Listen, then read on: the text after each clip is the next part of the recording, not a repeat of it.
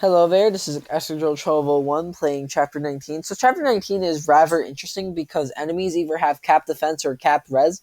Here I have Hinata, Warmer, and KO, both generals, so that way I'm able to have them use shove. I also have Reina basically go up to Oko the Mechanist. So this room is actually rather interesting because I want to have Hinoka and Ryoma up there as far as possible, so that way I can rescue. Feel bold with attack stance. Oko's the maid, which is fortunate. So the strat here is that Silas is basically gonna go. Silas is basically gonna go into that room, and he is going to basically switch to him. Orochi uses attack stance to Oko that Basara, and then Kagura with Orochi attack stance kind of wills down this Basara. Izana literally just solos the entire right side, and thanks to Hayato pair can run KO everything. Essentially, Hinata is able to get Shove thanks to this general kill, and Shove is actually going to be used later this map and basically the next turn. So the strat is that I basically have Silas move as far as possible, so that way Hinoka has as much space as possible in order to rescue Ryoma. I basically have to Oko the Mechanist, so that way the maid goes for Silas instead. I don't want Reina to be debuffed because it interferes with her roaring KOing enemies later on. And if I don't have the javelin, if I have the javelin equipped, the mechanist basically attacks, and the mechanist can warm around KO. So this is basically the safest way of dealing with this maid. So here I have Feel Bold crit the maid and get some EXP, and then Ryoma is just able to Oko the mechanist. Here I am able to essentially have Hinata come up and shove. So I want Reina to basically have as much movement as possible. So that way she is not only able to run around KO the adventurer in the next room, but so that way she also has enough movement to help with the other room. There are two adventurers here who don't move and don't attack on enemy phase because they only have physics staves. So I have to take care of them on player phase. And then Kaguro, thanks to Orochi, basically takes care of that last Basara. So here, Izana just one KOing stuff is very nice, since it lets him go for the rooms rather quickly. Here, I have Hinoka basically trade the chess key so that way she can get the chest later on, and chip the adventure with the javelin so that way he's just easier to kill. Reina weakens the adventure so that way I'm able to kill him with someone else. And Izana just kind of deals with this side of the map, no problem.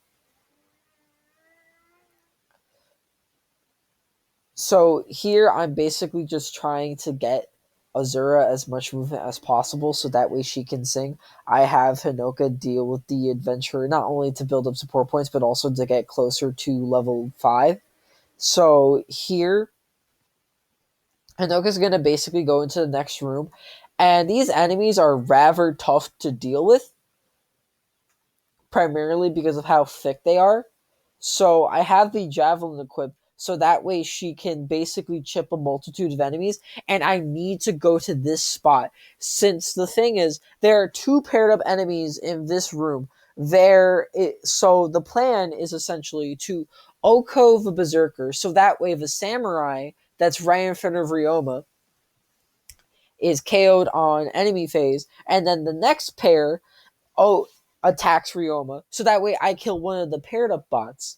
And then on the subsequent enemy phase, the pair up is gone. I only have one unit left, and I move Reina to that specific spot in that middle central room. So that way, I'm able to bait one of the other enemies. So all the enemies are essentially chipped. So here, Hinoka is just able to help with chipping, which is rather nice, since it really helps Reina's job.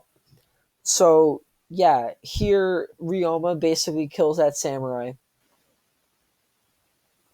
and Reina helps with Bane the Great Master. And Izana actually takes a lot of damage, but thanks to dodge tanking as well as dual gauge, I am able to survive. So I bait this pair down here, and I'm able to kill the samurai, which allows me to go up. There is also a Spearmaster with a dual Naginata, which means he can't attack at 1-2 range. And I can't attack the dual Naginata Spearmaster in front of him since I am not in range of the Bolt Naginata. And Izana is able to get the chest, which is rather nice. Reina clears out an enemy and gets D rank shurikens, so that's really great. I'm able to just have Hinoka chip this enemy,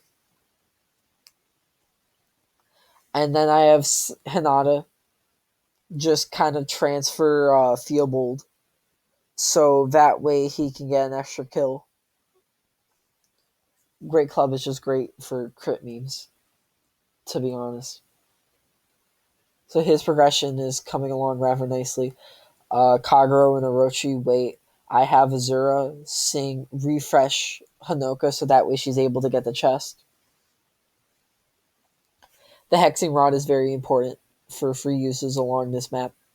And then I have Kristoff kill that last adventurer so that way Reina, Ryoma, and Izana can essentially just take care of the rest of this map.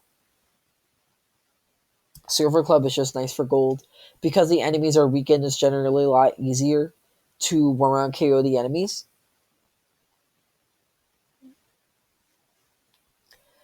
There's a bunch of item drops, such as that Flame Shuriken, that just helps with gold. Since I'm going to be buying a couple of stat boosters from the shop, and because of Ryoma's immense offensives, I'm able to one-rank KO these remaining enemies. I don't use the Bolt Naginata because no one on my team really has the magic to properly use it anyway. And so overall, this is actually a really good clear. I got the same turn count as Cheeky LTC. So that's good. And this is chapter 19 in 4 turns.